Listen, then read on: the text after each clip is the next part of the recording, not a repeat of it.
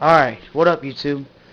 Okay, so let's just get right into the basis. What just happened in my aquarium? So what happened really was I didn't get any time to film what actually happened, the problem, because I didn't want it to go and overflow my whole tank with water and spill all the way around. Okay, so what really happened was this overflow was shutting off. You know why? Because that little check valve right there is actually an open out check valve. It's not the type of check valve that you put on there and you're going to expect it to work.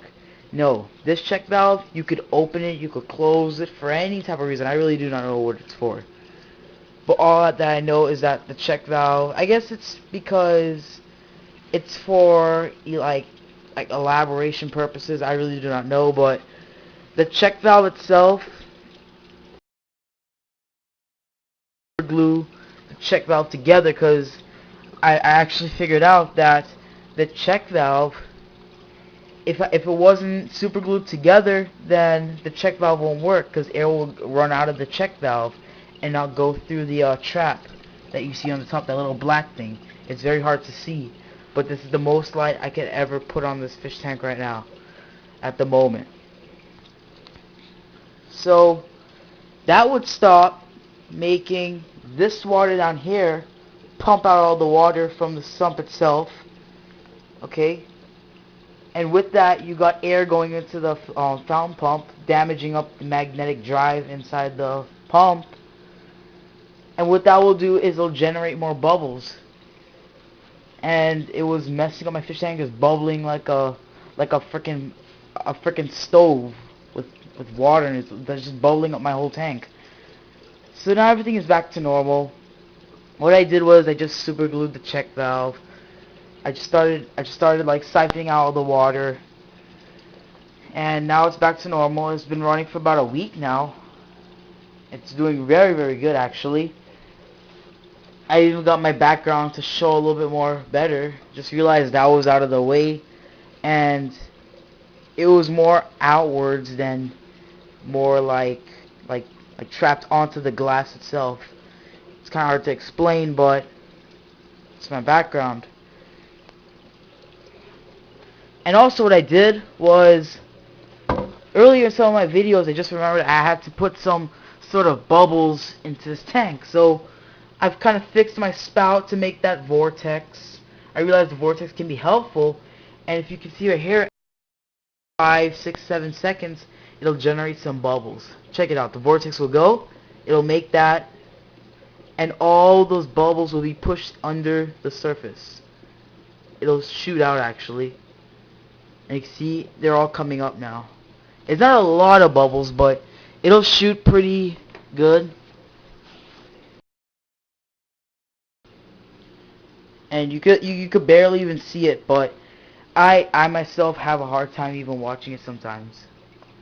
It's very fine bubbles, but it makes this little flitting noise, which kind of gets annoying, because I usually play my PS3 in here sometimes, and hearing that going on is just kind of a little pain to go through, especially when in all the overflow and stuff. That's kind of exactly why the reason I have that little sponge in there, if you never knew.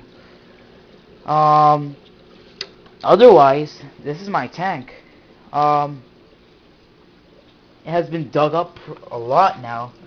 That big ditch and stuff in this tank. It's looking pretty nice.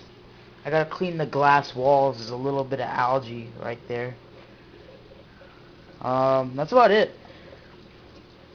The only fish that actually survives right now is that bluefish. He's doing pretty good. Unfortunately, my other yellow lab died. I don't really want to go through the pain to go to Petco or wherever. That's where I actually got the fish from. I'm gonna stop buying from those places now. I just realized what's happening. I'm not gonna buy from them. I only bought that fish for temporary use to kind of reduce the aggression, but it's not seeming to work because I'm losing my money off that fish. So I'm just gonna let it die. I just let it die out. Just flushed it down the toilet because I don't really want to go and wait until the weekend to go to Petco and then go and ask them for a refund. That's not how it goes. Alright? So, he's my only survivor. He's just in there for temporary use. He's not really one of my main fish. But also, I don't want to have all the same fish in the tank. I want to have more of a mix. I'll be posting another video shortly discussing how I usually test my water. I like to get down and dirty with those things right on Friday, because on Saturday, that's my day. I mean, that's my relaxation day. I don't really want to forth on this tank on a Saturday.